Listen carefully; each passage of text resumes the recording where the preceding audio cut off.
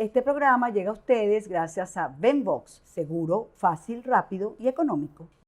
Aprovecha las 2 fechas de las próximas salidas aéreas y marítimas a Venezuela con el servicio puerta a puerta de mis amigos de Venbox. Con ellos puedes hacer tus envíos familiares, mudanzas y carga comercial desde Ciudad de Panamá o desde Zona Libre de Colón a toda Venezuela con la seguridad y la confianza que los caracteriza. Venbox, tu envío rápido y seguro. Contáctalos ya en su página web o por los teléfonos que ves en pantalla.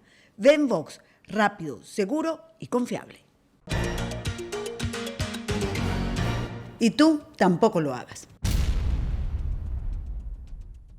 Cuando se cumple casi una semana desde que las tropas rusas entraran en territorio ucraniano, Rusia intensifica su ofensiva. Bombardeos cada vez más intensos tratan de doblegar la resistencia en las ciudades de Kiev y Kharkov, mientras una columna de 60 kilómetros de vehículos de guerra es captada, al mismo tiempo se derriba la torre de televisión de Kiev.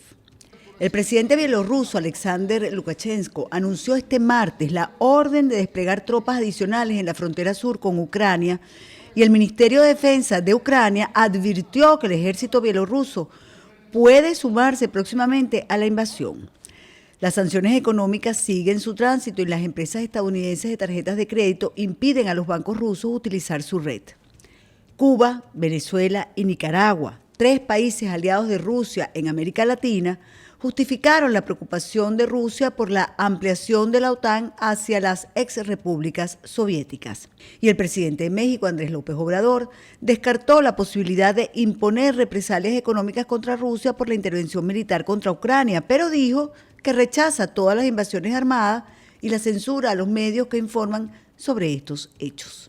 Joe Biden, en su discurso sobre el Estado de la Unión, expresó: un tirano invade un país extranjero y tomaremos acciones.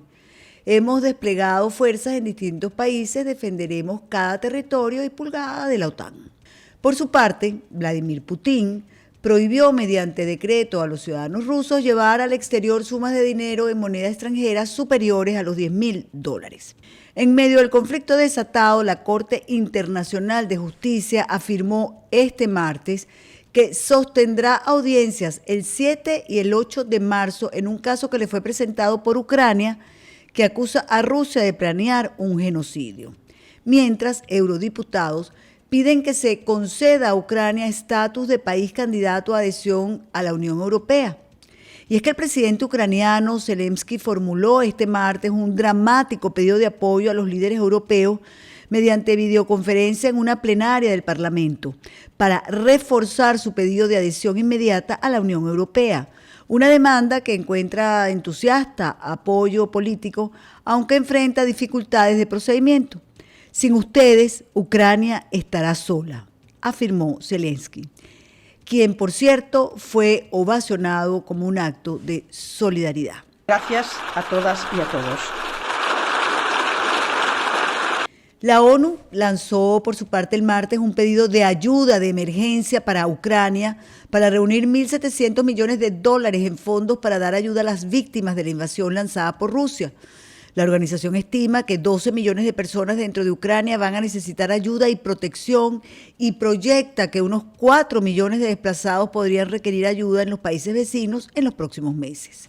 El jefe de la diplomacia norteamericana, Anthony Blinken, sugirió el martes excluir a Rusia del Consejo de Derechos Humanos de la ONU tras su invasión a Ucrania.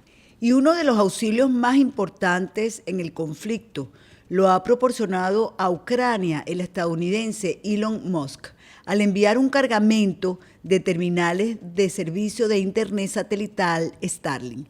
La red de satélites podría aportar una conexión a Internet en las zonas golpeadas por los ataques del ejército ruso que invadió a Ucrania el pasado jueves.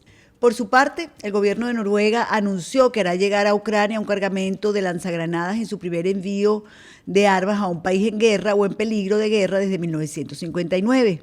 Y el presidente del gobierno español, Pedro Sánchez, rectificó su primera declaración y este miércoles anunció en su comparecencia ante el Congreso que enviará armas de manera directa a Ucrania. Tras la primera ronda de negociaciones que tuvo lugar el pasado lunes y no produjo resultados tangibles, la segunda ronda de conversaciones entre Rusia y Ucrania estaba prevista para este miércoles 2 de marzo. Sin embargo, fue pospuesta para el jueves 3. Para hablar de este tema que tiene al mundo entero en vilo, No Callaré se conecta de inmediato con el diputado nacional y vicepresidente de Vox, Víctor González Coello, especialista en administración y finanzas. Bienvenidos y muchas gracias. De nuevo, bienvenido, diputado. Un placer enorme tenerlo aquí con nosotros en No Callaré, y voy a entrar de una en materia. Es que en días pasados, vamos a contarles a los seguidores también que tuve la oportunidad de hablar con usted y me dijo en esa ocasión, y fue de los pocos que me lo dijo, que Putin, es decir, que Rusia iba a entrar a Ucrania. Yo me quedé así como pensativa, ¿no? Pero no lo podía creer. Igual me expresó que Casado dimitiría y las dos cosas sucedieron, ¿no? Ahora bien, vamos a comenzar con lo de Rusia. Y es que yo le preguntaría en este momento, ¿qué cree usted que puede pasar? Porque si bien es cierto que Ucrania viene ganando la batalla mediática, todos sabemos que militarmente hablando la superioridad de Rusia es inmensamente enorme. Así que, ¿qué viene ahora? Sobre todo si tomamos en cuenta además que hay una situación muy compleja, económica, ¿no? El papel que juega Rusia en el mercado de la energía, de la dependencia que tiene Europa de las exportaciones de petróleo y de gas natural ruso. Esto complica muchísimo la crisis energética que ya se vivía en Europa desde el año pasado. O sea, ¿cómo ve usted el panorama? Bueno, yo creo que realmente nadie sabe cuáles son los próximos pasos. Pero no lo sabe en este momento dado ni Putin. Yo creo que Putin probablemente no esperaba una respuesta en un periodo de tiempo tan corto, tan intensa por parte de los aliados de la OTAN y de la Unión Europea principalmente. Además es significativo porque el liderazgo en la respuesta la ha tenido Europa antes que Estados Unidos. Cuando nosotros hemos cerrado el cielo europeo a los aviones privados públicos rusos, Estados Unidos lo está aprobando ahora. O sea, aquí hay un cambio de paradigma, ¿no? Si probablemente en unos años estudiemos que la salida de Afganistán sea el final del predominio norteamericano como gran potencia del mundo global, aquí lo que estamos viendo es que ese liderazgo que tenía Estados Unidos lo ha perdido, la iniciativa, ¿no? Que en política dicen que lo es todo. Sí. Está un poco siguiendo lo que vamos haciendo o lo que están haciendo un conglomerado administrativo muy complicado, que es la Unión Europea, y otro que no es menos complicado aún, pero que también lo es, que es la OTAN, ¿no? Está un poco donde Estados Unidos es un socio fundamental. Está yendo un poco por detrás nuestra. Las iniciativas se están marcando desde Europa. Pero respondiendo a esa pregunta, ¿qué va a ocurrir? No lo sé, la verdad es que no lo sé. Si miramos desde el punto de vista militar, yo la pregunta que me hago es ¿por qué tarda tanto Putin y por qué se dispersa el ejército por Ucrania cuando muy probablemente cayendo Kiev se haya tomado Ucrania, ¿no? Y lo que queden sean, bueno, pues focos menores. Porque Rusia tiene la capacidad de haber sido muchísimo más intenso en el combate de Kiev, haber mandado más tropas de lo que la ha hecho, y la verdad es que estoy perdido. Mira, yo estaba mirando y me estoy leyendo libros.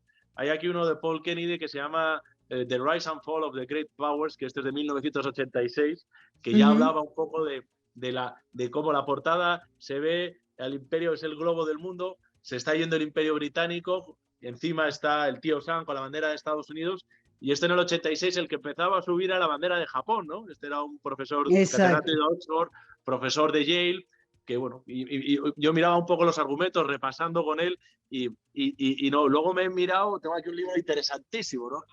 La vida comparada de Hitler y de Stalin, ¿no? Toda la vida, ecos de Alan Bullock, que esto lo compré en el año 93, porque estoy intentando descifrar la pregunta es ¿qué es lo que quiere Putin y hasta dónde nos quiere llevar?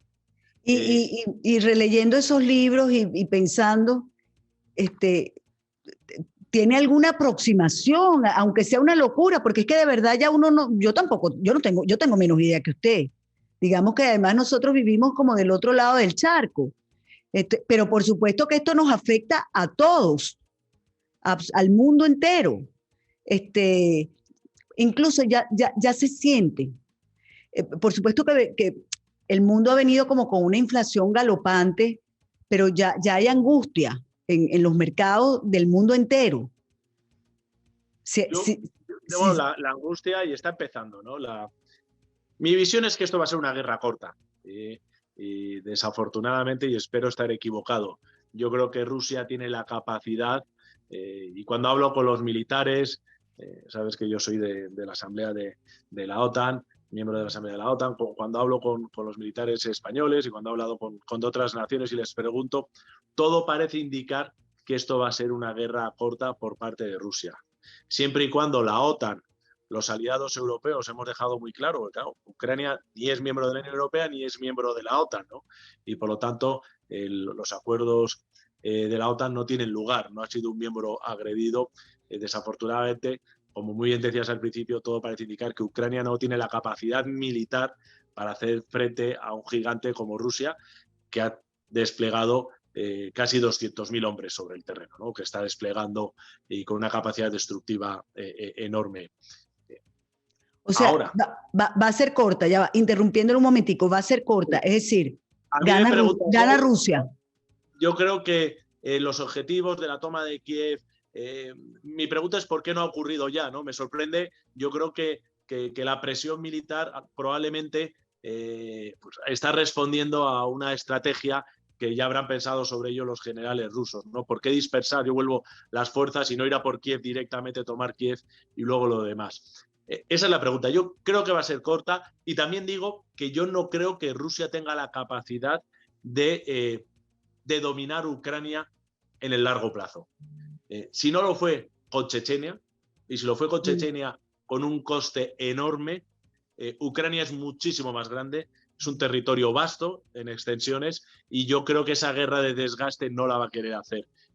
Probablemente vayamos a una guerra corta y luego con un retroceder marcando unas fronteras de tierras de nadie donde él quiera quedarse con una parte del territorio ucraniano o una especie de protectorado, lo que hemos visto en el norte de Siria que ha hecho Turquía, algo en esa índole, ¿no?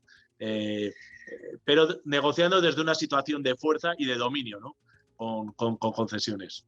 Pero esta guerra, bueno, es que he leído tanto de verdad que yo ya no sé ni qué pensar.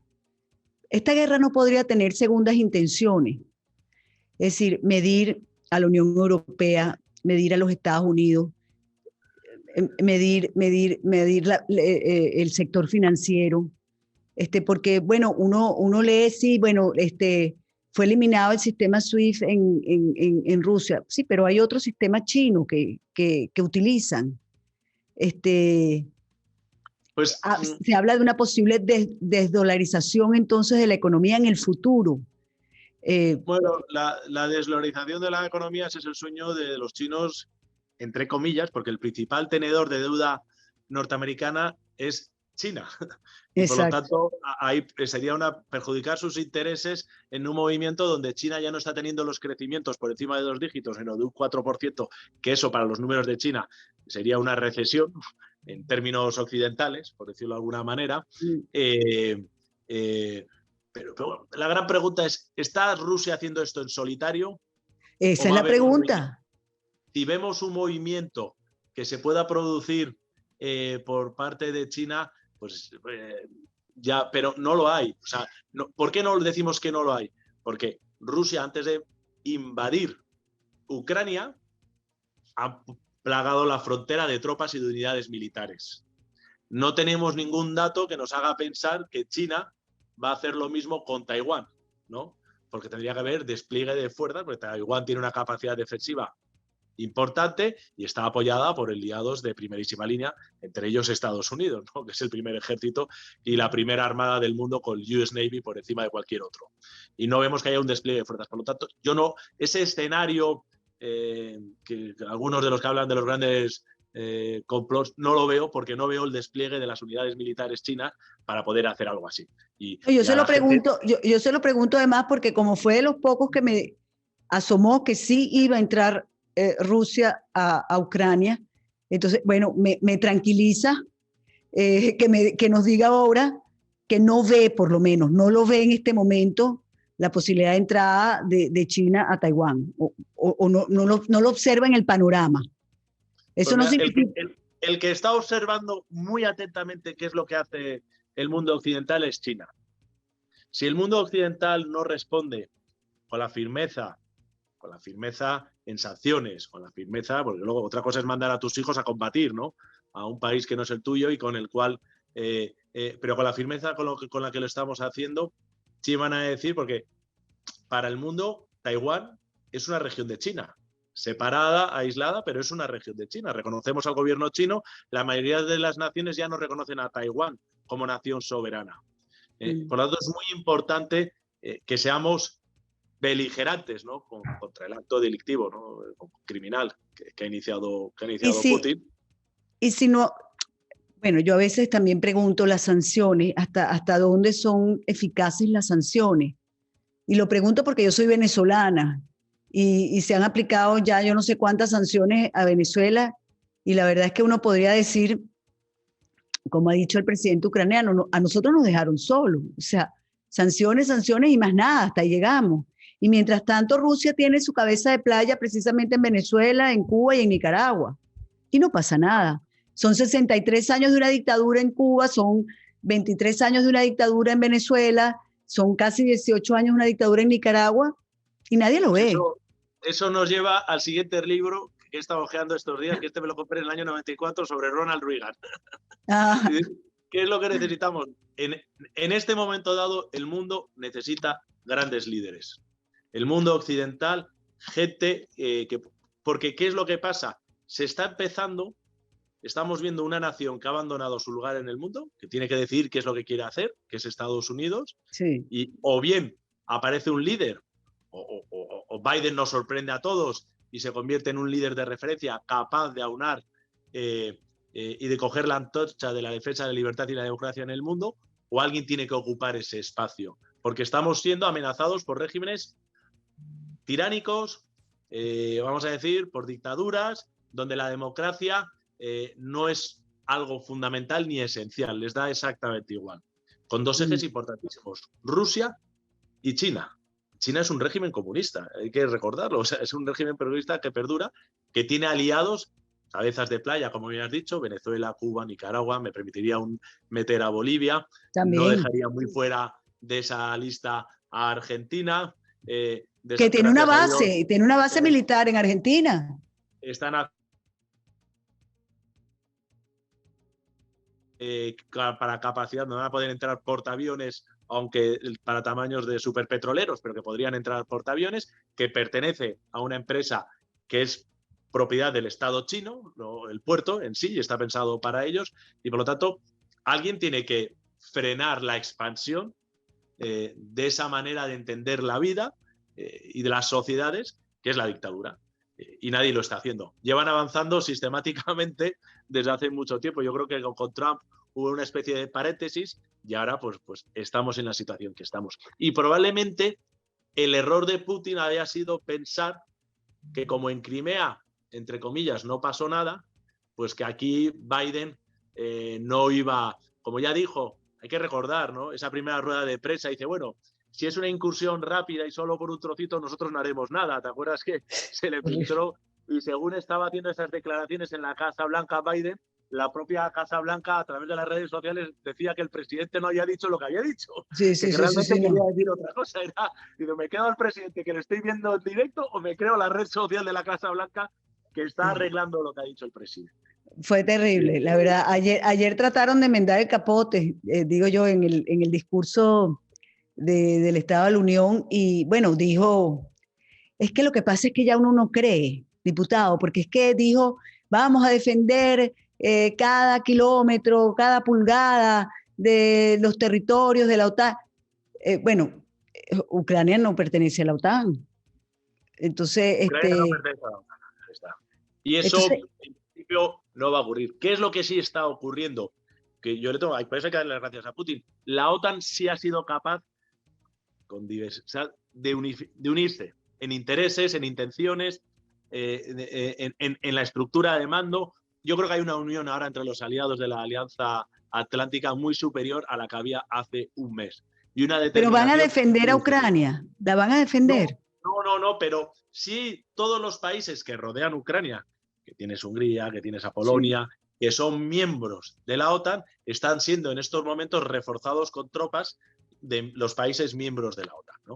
Y mientras tanto, oímos al señor Sánchez decir que va a mandar armamento, lo oímos esta mañana, oímos a muchos, a muchos estados decir lo mismo.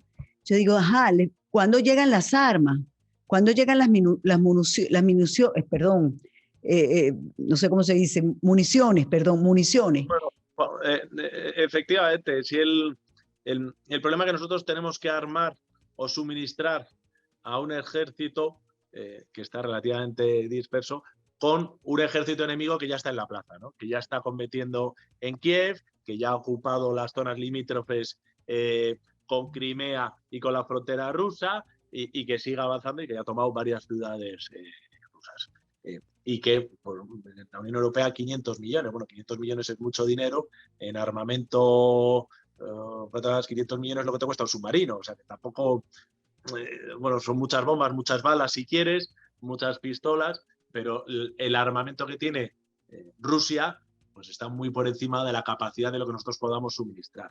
Pero en el corto plazo. En el largo plazo, yo vuelvo a decirlo, un territorio tan vasto, un pueblo que tiene la determinación que está demostrando heroica el pueblo de Ucrania, no es una estancia placentera para las fuerzas rusas. Si no lo fue Chechenia, recordemos Chechenia, el tamaño físico o geográfico del país, que es sustancialmente inferior al de Ucrania, imagínate en Ucrania apoyado, financiado y deba ser suministrado con armamento constantemente por los países europeos y por Estados Unidos, ¿no? Que es lo que estamos viendo. Entonces, ahí, cuando están estas mesas de negociación, que va a haber, que iba a haber hoy, que hoy al final no ha habido, que va a haber mañana, es que algo están negociando. Y yo quiero pensar que esa es una salida al conflicto, pero la verdad es que la gran pregunta que nos hacemos todos es ¿qué es lo que quiere Putin? Porque yo no lo sé, yo no soy capaz, por eso vengo a los libros, y yo creo que no lo sabemos nada, hasta dónde quiere llegar Putin, ¿no? Cuando tiene no solo la osadía de invadir un sujeto de derecho propio, que es como es una nación reconocida Ucrania, sino de poner en alerta el arsenal atómico de la segunda o la primera potencia, dependiendo por el número o la capacidad destructiva,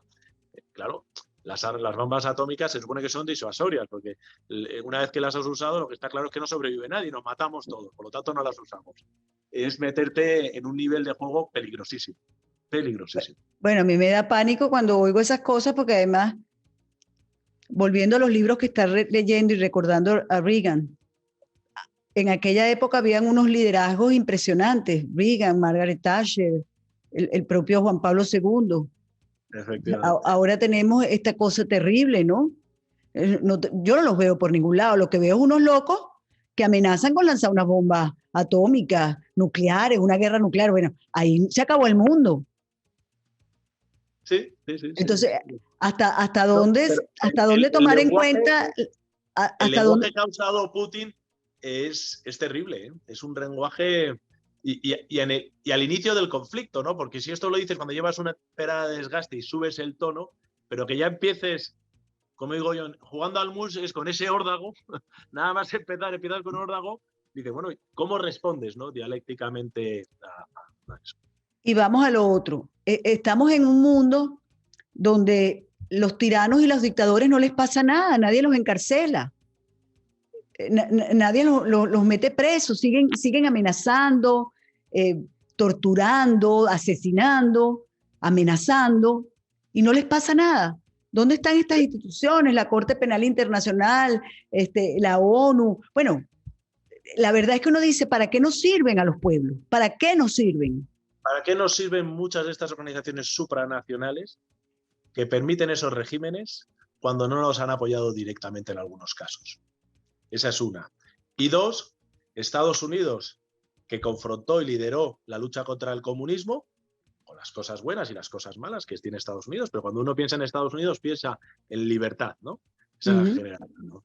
Hombre, toda organización humana, por definición, del principio de naturaleza caída, es imperfecta, ¿no? Pero yo prefiero Estados Unidos a la Unión de Repúblicas Soviéticas. Me parece que es un mundo mejor, más libre, menos imperfecto que la tiranía y la bota comunista de lo que fue el telón de acero y que conocemos muy bien con nuestros socios europeos que lo sufrieron durante decenas de años. Pero claro, si uno permite que Maduro y Chávez perduren el poder, si uno permite que los Castros, la tiranía, el país más racista del mundo, yo digo muchas veces, cuando el Black Lives Matter dice 7% de la población es afrodescendiente en Cuba, 68% de los reclusos presos. No existe país más racista que Cuba, pero de eso nadie dice nada. Si uno permite que un marido y una mujer con sus hijos y con sus cuñados se hagan con el país, como Ortega y Murillo en el caso de Nicaragua. No haces nada, pues el mal está venciendo. Y es la falta de liderazgo, es el retirarse. Cuando uno es el más fuerte, pues tiene una responsabilidad. Cuando uno es el más rico, pues tienes una responsabilidad. Cuanto más te da Dios, mayor la responsabilidad. Y ese espacio, desafortunadamente, lo ha reconquistado este nuevo comunismo, narcocomunismo, en el caso, cuando hablamos de América, o si quieres, ese espacio lo han ocupado los enemigos de Estados Unidos, Irán, China y Rusia. Así es. Y los Estados Unidos que eso nos lleva a decir Estados Unidos, lo ha dicho el otro día un ex director general de la CIA, dice, se acabó el haber abandonado la historia.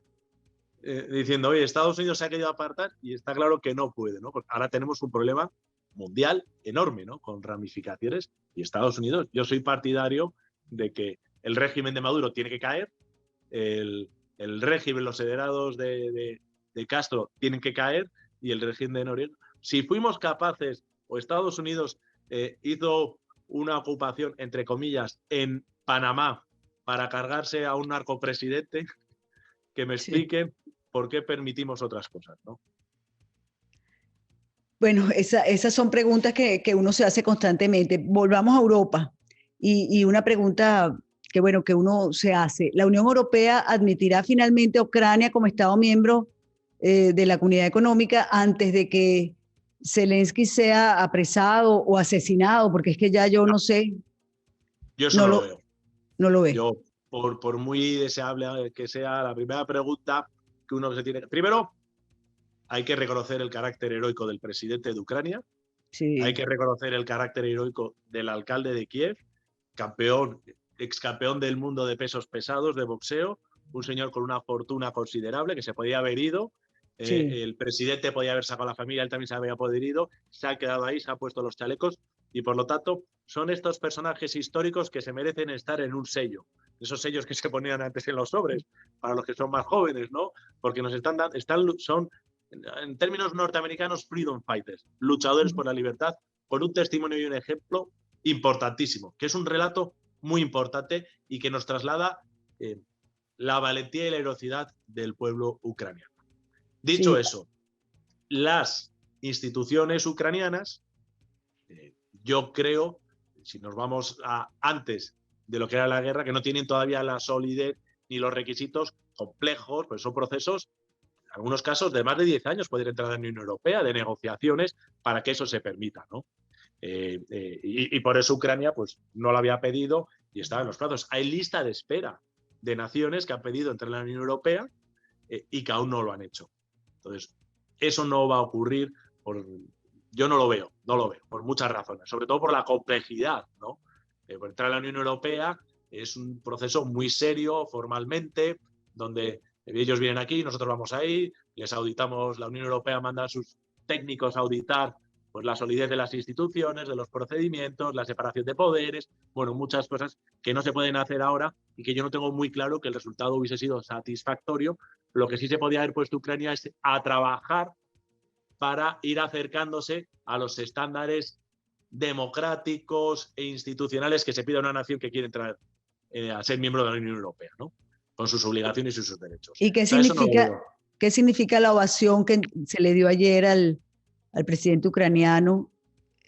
Pues el presidente ucraniano está haciendo, dice, por favor, háganlo, y será aplaudido, porque esa declaración, esa solicitud es toda una declaración de intenciones contra Putin, que ha dicho que en ningún caso Ucrania podría entrar en la Unión Europea y que en ningún caso Ucrania podría entrar a ser miembro de la Alianza Atlántica o del Atlántico Norte, es decir, de la OTAN.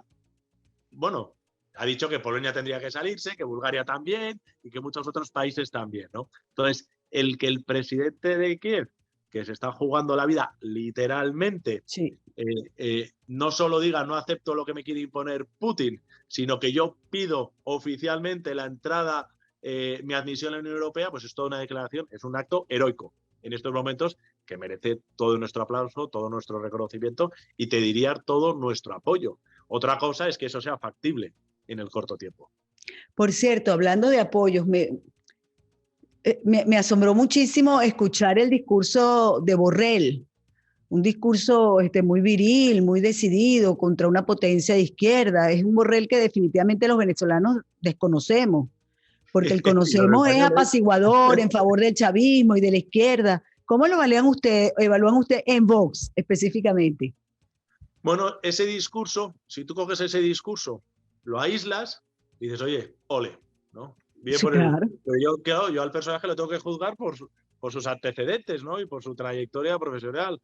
Una persona que está mandando emails o que está teniendo comunicaciones avisando de las decisiones que se están tomando en la Unión Europea a los cubanos para prepararles. Una persona que se inventa unas historias para mandar una misión diplomática a Venezuela cuando los propios técnicos le habían dicho que no merecía la pena y podríamos seguir así. Bueno, pues me sorprende porque estos dos países que te he mencionado, y por no extenderme con Bolivia, con Nicaragua y tal, son los que han reconocido y los que siguen apoyando a Putin. Entonces, ahí sorprende. Ahora, ¿qué ha ocurrido? Que si estamos hablando de los grupos socialdemócratas, Alemania ha tomado una posición muy clara, ¿no? Sí. En ese sentido. No suficiente, porque Alemania lo que tiene que hacer es cerrar el gaseoducto y dejar de pagar a Alemania lo que paga, porque se ha expulsado una serie de bancos del sistema SWIFT. Pero ya va, pero le pregunto, yo tengo entendido que Alemania consume el 70% del gas que consume es de Rusia. ¿Cómo hace para pagarlo? Para apagar esa llave. Bueno, pues buena pregunta, porque se busquen, que digan en 6 meses. O sea, lo que hay que hacer ahora es no enseñar la zanahoria, sino el palo. Y lo que tiene que decir, mira, yo no tengo capacidad, en 6 meses voy a estar extrayendo gas de Estados Unidos, de no sé cuántos, y cerraremos el gasoducto. Alemania lo que no puede es seguir. Hemos expulsado del sistema bancario, a través del que nos unificamos, que son los SWIFT, SWIFT, tiene distintos niveles, que nos estabas comunicando. Eso me pasó yo cuando fui a Irán, cuando se levantó el embargo, me acuerdo que fui para allá y llevaba, pues el dinero que llevas estaba en un hotel y estaría como una semana tal, en varias reuniones, y cuando fui a pagar con mi tarjeta de crédito me dijeron que no podía. Dije, oiga, pues si paga todo el mundo.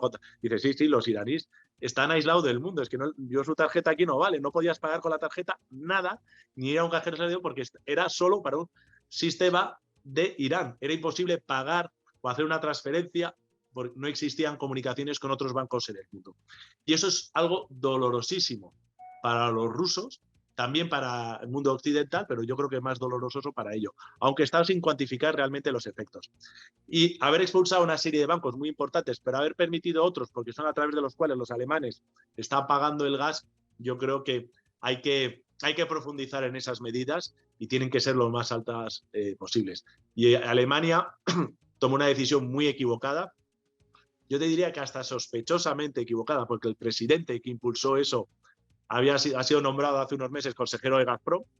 Porque unos meses, creo que ha sido hace 60 días, no lleva 60 días el consejero de Gazprom. El presidente alemán que puso, es que sí, de pronto, la dependencia energética de Alemania, motor industrial de Europa, en manos rusas, cuando Alemania tenía unas centrales nucleares que Merkel ha cerrado, cuando las de transformación de carbón, bueno, toda la Agenda 2030, no me quiero detener en ello. Ahí Alemania no solo tiene que lidiar con la respuesta militar, que ya han dicho que van a gastar, sino que económicamente tiene que estar dispuesta a sufrir y sufrir las consecuencias de las malas decisiones que tomaron en su momento. Claro. Bueno, por eso es que digo, como le decía al principio, todo esto es tan complicado realmente, ¿no? Son demasiadas aristas en esta guerra. Pero mientras nosotros hablamos de esto, bueno, la verdad es que no sabemos cuántos son los muertos de lado y lado. hay una guerra de desinformación espectacular. Ya uno tiene que escoger con pinza qué leer y qué ver, porque realmente la propaganda de lado y lado es mucho más que la información, ¿no? Entonces, uno no sabe a ciencia cierta qué es exactamente la magnitud del conflicto. O sea, no la conocemos en toda su magnitud. Pero bueno, ya para ir... Lo que sí sabemos es que Putin probablemente ya puede ser juzgado por crímenes de guerra. Pero bueno, la Corte Penal Internacional dijo que se reuniría el 7 y el 8 de este mes, ¿no? Pero bueno, muy probablemente, ¿no? Ya. Entonces, eso también te dice, no hay marcha atrás por parte de Putin, ¿no? Porque es un señor que pues, está en una situación, dice, o sea, realmente Rusia aparentemente ha puesto toda la carne en el asador. Lo que pasa es que no sabemos qué es lo que quiere cocinar. O sea, ¿cuáles son los objetivos de Rusia? Pues, obviamente, la declaración de máximos de que Polonia, todas estas países que estaban al otro lado del telón de acero, que ahora son miembros de la Unión Europea y de la OTAN, a nadie se le puede ocurrir que eso realmente fuese lo que está buscando Rusia, porque es inabarcable, ¿no? Eso no va a ocurrir, ¿no? Tener un conflicto. Pero eso me lo ha dicho 2 o 3 veces. ¿Qué cree usted de verdad que piensa Putin? Me ha dicho, no, yo no sé qué pensar, pero es que le está dando vuelta a la cabeza. No, constantemente, sí. Aquí el problema es, estoy absolutamente... Yo creo, o sea, uno podría pensar que lo que se quieren, como pasó en Georgia, que se quedaron esas 2 provincias de Georgia, ¿te acuerdas de su momento? Sí. Quedarse con las 2 provincias que ellos reclaman, que son de afinidad rusa, entre comillas, un poquito más, que le permita hacer tener una zona controlada por ellos que una la península de Crimea, y a lo mejor eso es un punto de satisfacción. O sea, es decir, él quisiera, le pregunto, él quisiera esa parte que es la salida al Mar Muerto. Bueno, la salida al Mar Muerto que está entre Crimea y Rusia. Entre la península de Crimea y Rusia, probablemente quedarse con eso, tenerlo unido junto con las provincias de población principalmente rusa, ¿no? Que se han declarado independientes. Bueno, ya para ir redondeando, finalizando esta conversación que le agradezco enormemente, esta guerra, esta invasión rusa a Ucrania, ¿cómo ha afectado hoy a la política española y en su economía?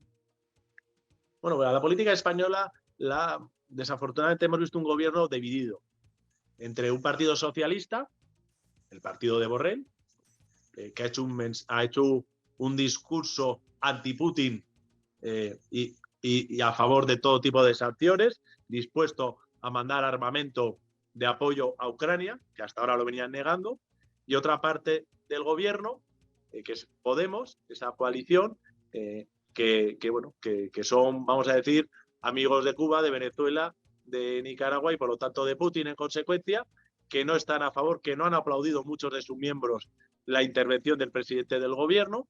Y entonces, pues cuando tienes un gobierno, somos el único gobierno dividido, ¿no? O somos el único gobierno del mundo occidental que tiene en su gobierno un partido comunista. Bueno, y es que además estoy viendo aquí, porque me acaba de llegar de OK Diario, dice, Putin financia a los comunistas ucranianos aliados de Podemos que trabajan para la nueva KGB.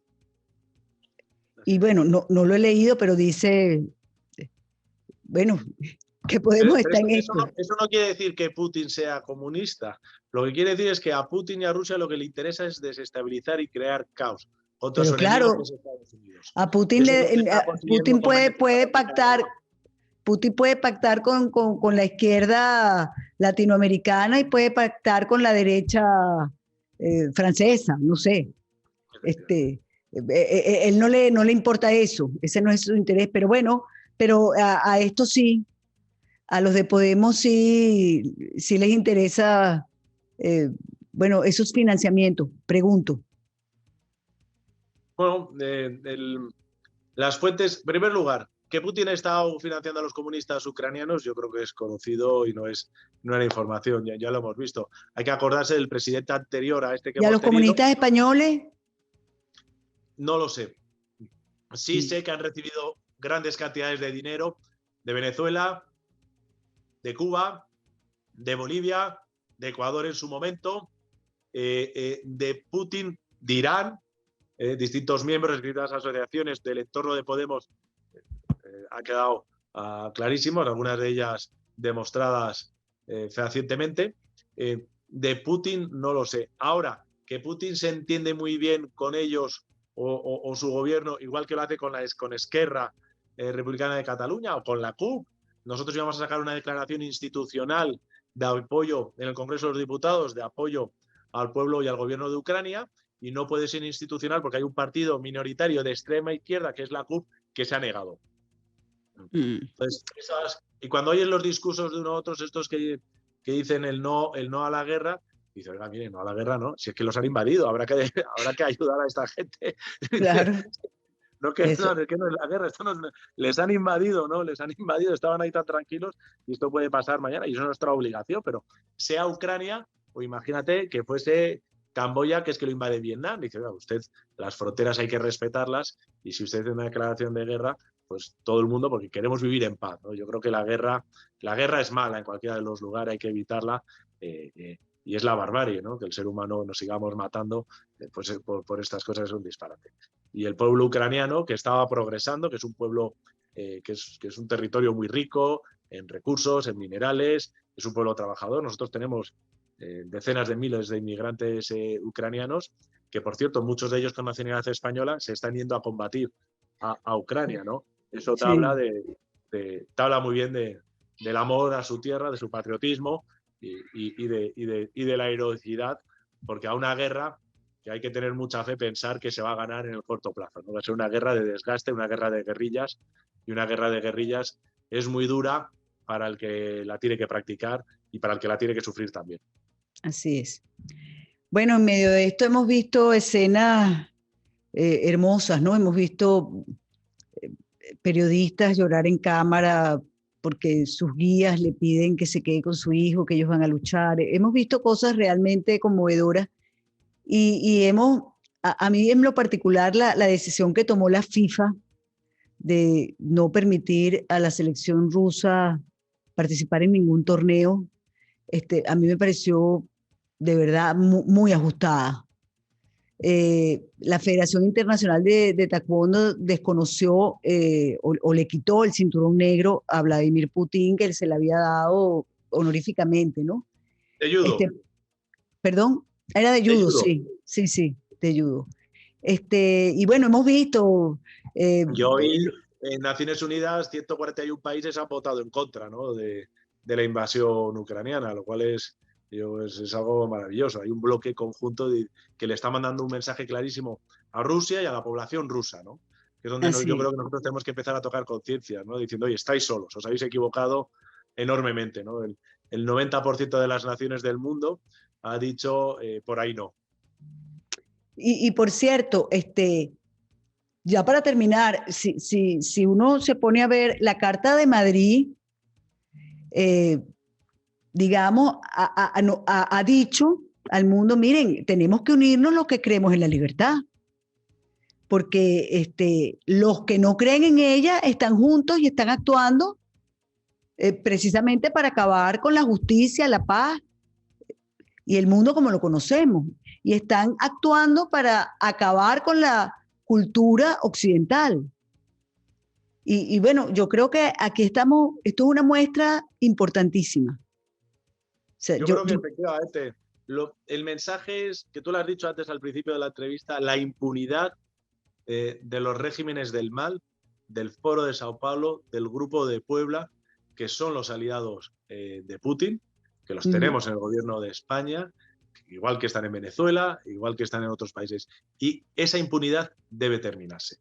Eso es un lado. Y para eso necesitamos líderes que asuman la responsabilidad del tiempo que nos ha tocado vivir. Y por otro lado, todos los que tenemos capacidad en medios de comunicación, intelectuales o cargos electos, como lo soy yo, como diputado y vicepresidente de Vox, coordinarnos a nivel internacional para luchar contra ellos en todos los frentes y en todos los espacios, en el ámbito académico, en el ámbito cinematográfico, en los medios de comunicación y a nivel legislativo, en los congresos y en los senados, en los ayuntamientos, donde estén ellos, porque se les ha dejado casi 30, 40 años sin que nadie les confronte, ¿no? Con un buenismo que nos ha traído a esta situación en la que estamos ahora. Y entonces, y ese es el objetivo de la Carta de Madrid, ¿no?